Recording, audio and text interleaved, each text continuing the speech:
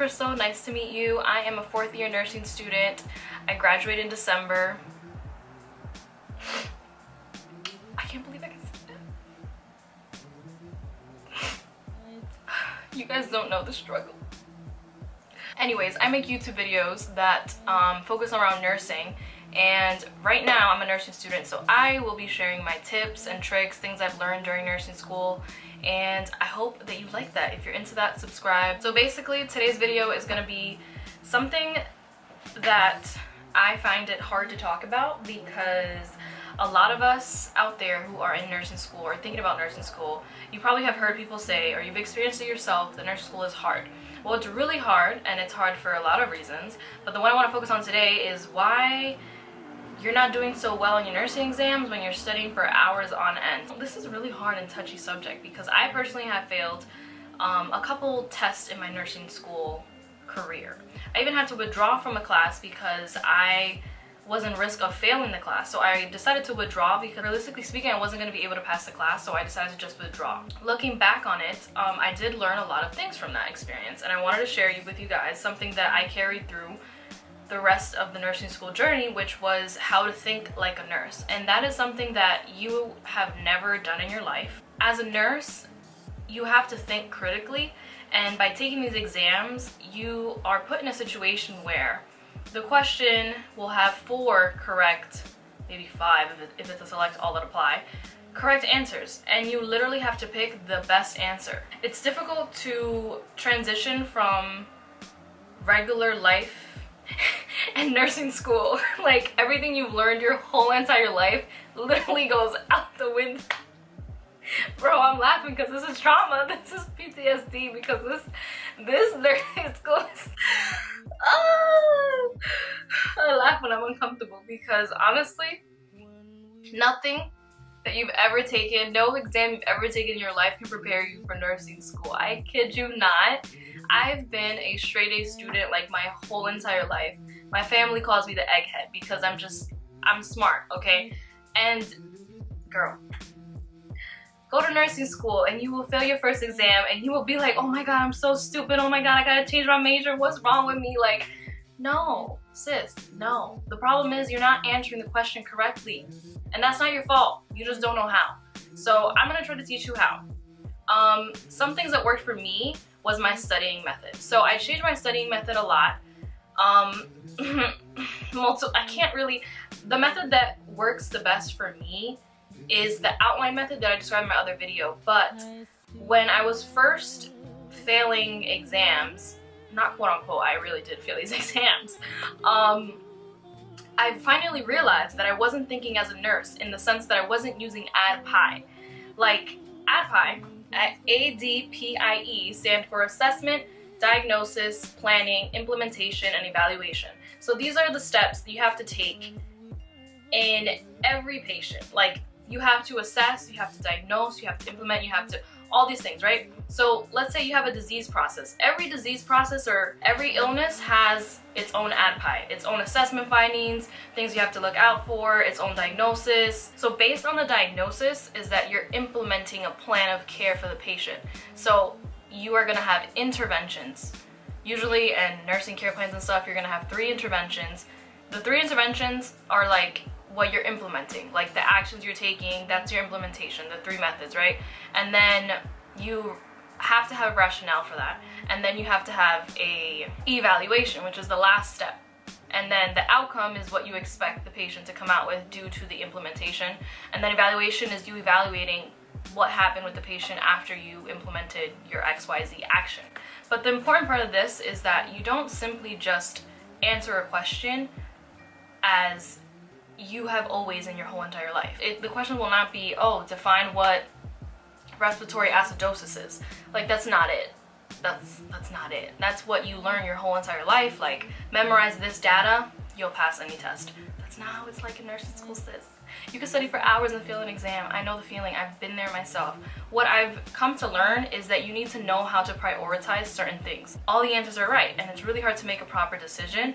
So what I can say to you is that there's a certain way to think as a nurse, and if you have a certain question, I feel like you have to take into account that Adpie is a thing, right? Okay, so the reason why I think it's important to memorize and remember Adpie in every situation is that Adpie helps you not just think like black and white memorization. Adpie helps you actually implement, and it really helps you think of the interventions for XYZ illness. Like, you need to know what to do. You can't just know like, oh, a stroke is a lack of blood flow to the brain.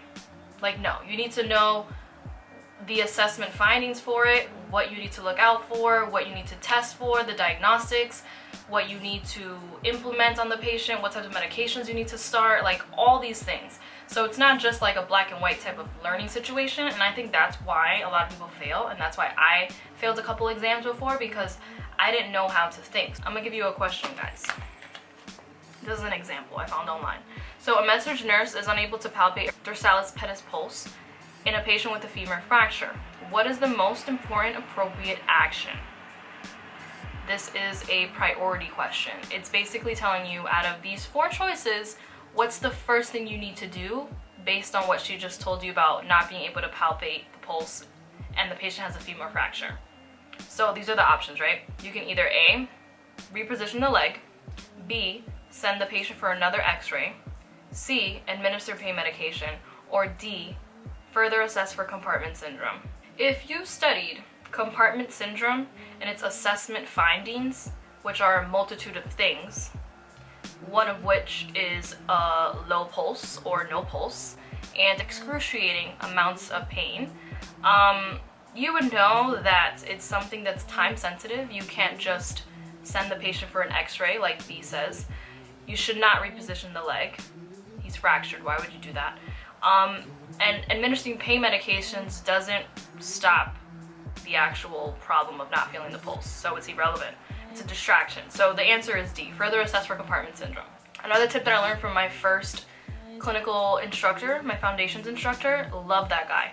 He really drilled this into my brain, and I have always taken it with me throughout nursing school. He always said, if the choices of a question include assess in one of them, that's most likely the answer. And 9 times out of 10, it's always assess. Like, you see all these choices, D was the only one that said assess, and assess was right, because you always need to assess the patient. Like, that is like the #1 thing like nurses need to do. If we don't assess our patients, like, how do we know what's going on?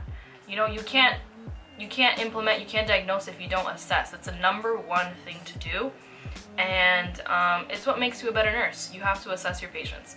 Anyways, so that's my tip. I tell you it's always assess, and you will thank me.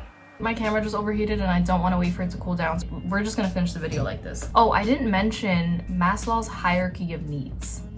That comes back to bite you. You learn it in fundamentals, but it follows you for the rest of your life. I have this book. It's Medical Surgical Nursing Made Easy. I don't really use it that often. I wouldn't recommend you like spend your money on it. It's not necessary. So this, I hope it's not backwards, and I'm sorry about my nails. So this is Maslow'S hierarchy of needs, and this baby right here is what you use to prioritize in nursing. They teach you this in fundamentals, and then it repeats itself in psych, and then it repeats itself in like everything you do in nursing, because it all comes down to Maslow'S hierarchy of needs. It's a pyramid, but it's actually like, this is the biggest part that you should be focusing on. So this is like the highest priority, the physiological needs. Physiological needs can be things like a patient who needs oxygen, you know, ABCs, airway, breathing, circulation, oxygen, they need to go to the bathroom, like physiological needs, like things that they need like imminently, that they need quick and fast, right? Safety and security can be like if there's a threat to protection, like if they're hurt, like if they fell, a lack of danger basically. And then we have love and belonging, which is affiliation, affection, intimacy, support, and reassurance. Like if you have a patient that's freaking out versus a patient who feels like they can't breathe, who are you gonna go to? Patient who feels like they can't breathe because physiological needs. But if you have a patient who needs attention, like care, and like they're freaking out and they need to be consoled or listened to, that comes second. I'm sorry, but it does. Self-esteem is self-worth, self-respect, independence, dignity, privacy, self-resilience. So basically, that's like more like what you hope to provide to the patient Like, you hope to provide those things like, you know, HIPAA, and like you're not supposed to talk about the patient in like a negative way. You're supposed to advocate. The last but not least is self-actualization. So the recognition and realization of one's potential, growth, health, and autonomy. The patient has the right to decide what is their treatment. The patient has decided to agree to treatment plan or disagree, and to speak up for themselves and make their own decisions. This really, really helps. So basically, if you can get this down in order in the back of your brain on every question, this will really, really help you. Because a lot of the questions are, like I said, all the right answers, but you need to know what's priority. And this, my friends, can help you prioritize. So this is something that I hold dear and close to my heart. Maslow, you are the best. That's basically something that I also want you guys to know, that it's very important in order to answer questions that are priority based, because you will get a lot of those, and those are the ones that really trip you up. Last but not least, I wanted to remind you guys that nursing school is not life. Just because you fail a test or you fail a class does not mean that you are not going to become a nurse. It does not mean that you are stupid. It does not mean that you didn't study hard enough. Trust me, sis. You can do this, you will do this, and I will help you. So if you have any questions or any concerns, any videos that you want to see from me, leave them down in the comments. I'm here for you, sis. Good luck to you if you're in nursing school. If you're thinking about it, you can do this too. I love you all. Te quiero. Muchos besitos de amor. Bye.